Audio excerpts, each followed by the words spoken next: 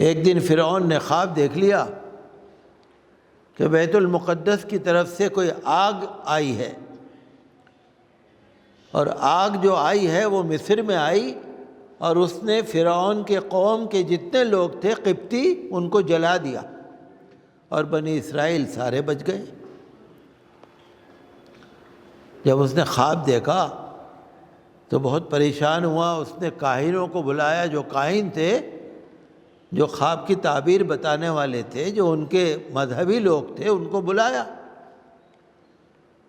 کہ بھئی میں نے ایسا ایسا خواب دیکھا ہے۔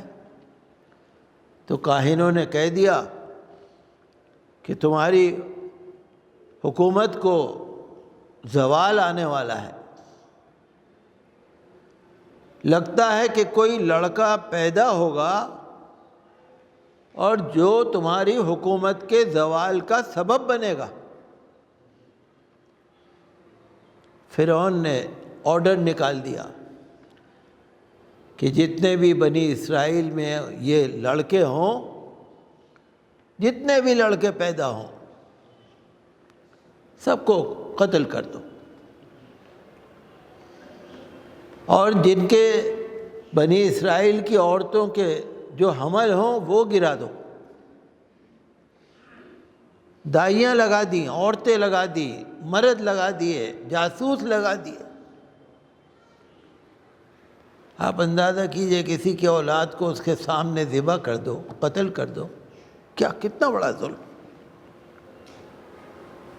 اگر کوئی لڑکا پیدا ہوا فوراً جلاد آتے تھے، قصائی آتے تھے، اس کو کاٹا، پھینک دیا، حمل گرا دیے۔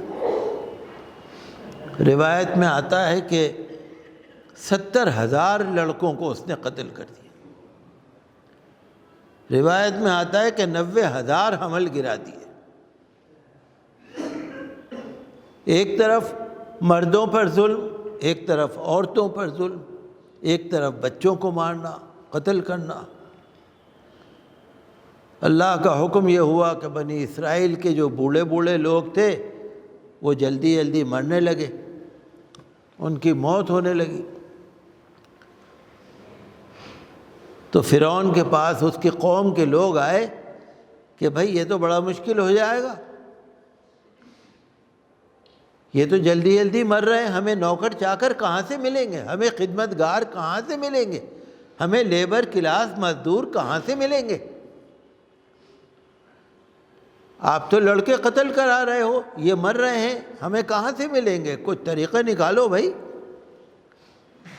فرعون نے کہا اچھا تو ایسا کرو، 1 سال بچوں لڑکوں کو زندہ رہنے دو اور 1 سال لڑکوں کو قتل کرو، 1 سال چھوڑ کے کرو۔ آرڈر نکل گیا۔ جس سال لڑکوں کو زندہ رہنے کا آرڈر نکلا تھا کہ چھوڑ دو، اس سال تو حضرت ہارون علیہ السلام پیدا ہوئے، اور جس سال لڑکوں کو قتل کرنے کا آرڈر تھا اس سال میں حضرت موسیٰ علیہ السلام پیدا ہوئے۔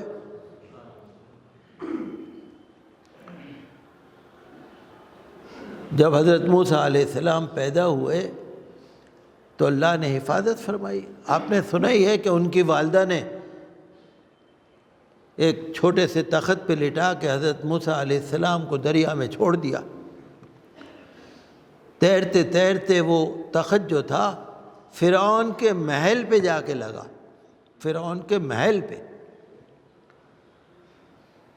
جب انہوں نے دیکھا کہ ایک لڑکا ہے، بڑا خوبصورت ہے، بہت نورانی ہے، فرعون کی بیوی کہنے لگی نہیں نہیں، اس کو نہ مارو، اس کو نہ مارو، یہ تو بہت خوبصورت ہے، اس کو ہم پالیں گے۔ وہی حضرت موسیٰ علیہ السلام تھے۔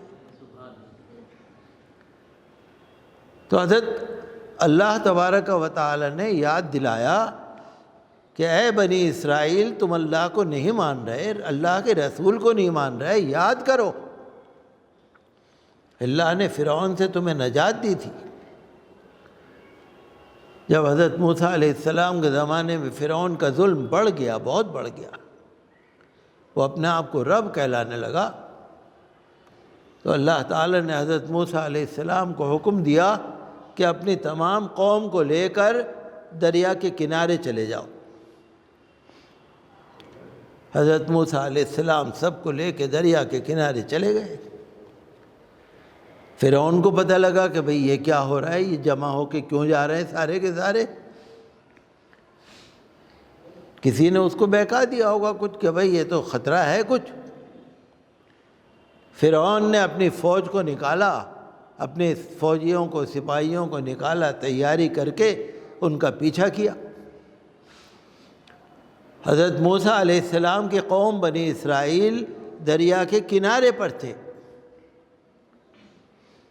فرعون جیسے ہی پیچھے کرتا ہوا نکلا، اللہ تعالیٰ نے حضرت موسیٰ علیہ السلام کو حکم دیا کہ جو تمہارا عصا ہے وہ دریا کے اوپر مارو۔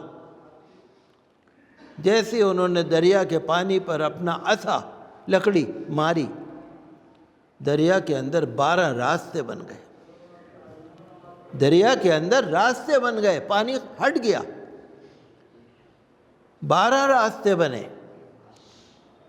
4 فرسنگ کے علاقے میں پانی ہٹ گیا، بالکل دیواریں بن گئیں، روشن دان بن گئے، اس میں سے کھڑکیاں لگ گئیں، 12 راستے بن گئے۔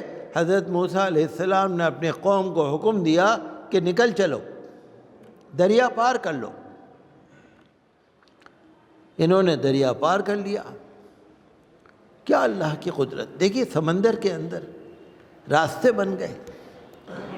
آپ دیکھیے سمندر کے اندر اگر پانی آپ صاف کریں گے کتنی کیچڑ نکلے گی، چلنا مشکل ہے۔ صاف ہو گیا، صاف شفاف۔ پانی کی جو دیواریں بنی اس کے اندر جھروکے بن گئے، کھڑکیاں بن گئی، تاکہ جو ادھر جا رہے ہیں ان کو ادھر کے لوگ نظر آتے رہیں، ادھر والوں کو ادھر کے لوگ نظر آتے رہیں۔ جب وہ نکل گئے، آدھے سے زیادہ سمندر پہ نکل گئے، ادھر فرعون نے ان کا پیچھا کیا۔ فرعون پیچھے کرتے کرتے جب سمندر کے بیچوں بیچ پہنچ گیا، حضرت موسیٰ علیہ السلام کی قوم نکل گئی۔ اللہ تعالیٰ نے پانی کو حکم دیا کہ مل جا۔ پانی پھر مل گیا، پھر دریا بن گیا، پھر راستے ختم ہو گئے، پھر جو پانی جم گیا تھا وہ پھر پگھل گیا۔ فرعون غرق ہو گیا، فرعون کی فوج ساری پانی کے اندر ڈوب گئی۔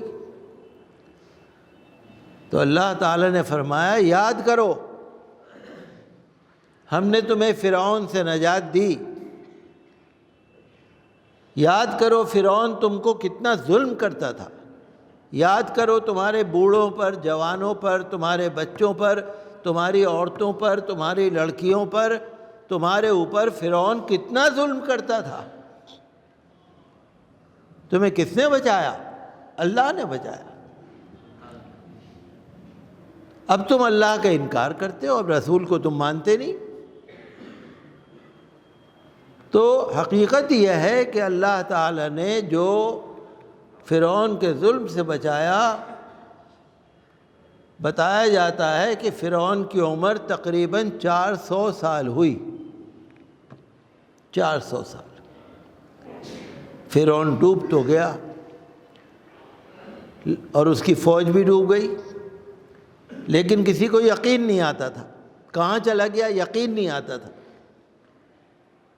اللہ نے فرمایا فرعون کی لاش کو نکال کے باہر ڈالو۔ فرعون کی لاش کو نکال کے دریا کے کنارے پہ پھینک دیا۔ قرآن نے فرمایا فَالْيَوْمَ نُنَجِّيكَ بِبَدَنِكَ لِتَكُونَ لِمَنْ خَلْفَكَ آیَةً، کہ ہم نے تیرے بدن کو، تیری باڈی کو نکال کے دریا کے کنارے پہ ڈال دیا تاکہ تجھے دیکھ دیکھ کر لوگ نصیحت پکڑیں۔ تو اس زمانے کے لوگوں کا رواج تھا کہ وہ جو بڑے لوگ ہوتے تھے ان کی لاشوں کو موم لگا کر، ممی بنا کر قبر میں رکھتے تھے، تابوت کے اندر رکھتے تھے، اس زمانے کا رواج تھا۔ ایک بڑا سا مرتبان بناتے تھے، اس کے اندر رکھتے تھے دل، کلیجہ، گردے۔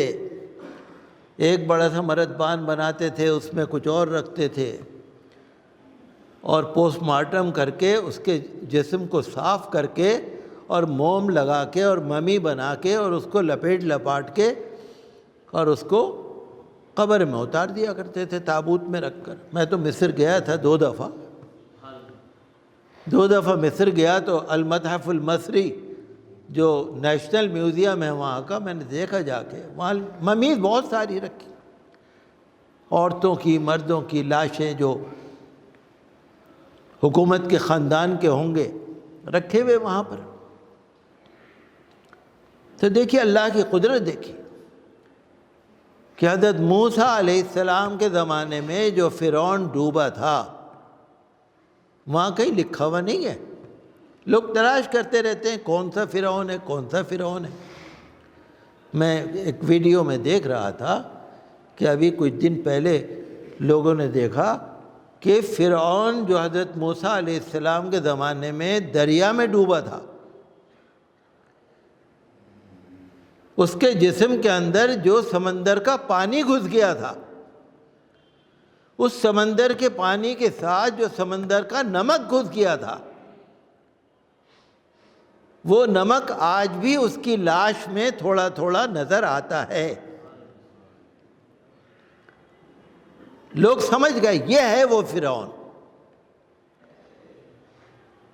چونکہ وہ تو ڈوبا تھا نا پانی کے اندر، اس کے اندر تو سمندر کا پانی گیا اور سمندر کے پانی میں نمک ہوتا ہے، اور اللہ کی قدرت، تو اللہ تعالی نے لوگوں کے لیے نمونہ بنایا اور فرعون کے ظلم سے نجات دلوائی۔ تو اللہ تعالی نے اس آیت کو، اس واقعے کو مختصر طور سے سورۃ البقرہ میں بنی اسرائیل کے لیے بیان فرمایا ہے، اور یہ واقعہ ہمارے سب کے لیے بھی ہے، کیونکہ قرآن جو ہے نا وہ قیامت تک کے لیے ہے۔ قرآن کا جو مضمون ہے، قرآن کے جو واقعات ہیں، قرآن کی جو ہدایتیں ہیں، وہ خالی ایک زمانے کے لیے نہیں ہیں، ان کے لیے بھی ہیں اور ہمارے لیے بھی ہیں، دونوں کے لیے۔ آج ہم کو بھی اللہ تعالیٰ کی طرف سے یہ ہمارے لیے بھی ایک وہ ہے کہ تم بھی یاد رکھو،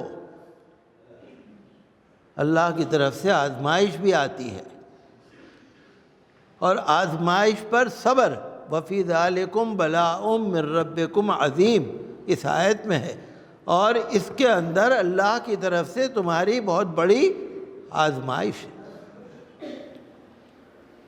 جب آدمی پریشانی میں ہو، جب بھی اللہ کو یاد کرے، جب آدمی خوشی میں ہو تو بھی اللہ کو یاد کرے۔ بنی اسرائیل جب پریشانی میں تھے، وہ بھی ایک وقت تھا، اللہ نے فرمایا وہ پریشانی کا وقت ٹل گیا تمہارا، جب پریشانی میں ہو تو صبر کرو، اللہ کو یاد کرو، جب اچھے حالات میں ہو تو خوش ہو، اللہ کو یاد کرو۔ یہ آزمائش ہے ہمارے لیے۔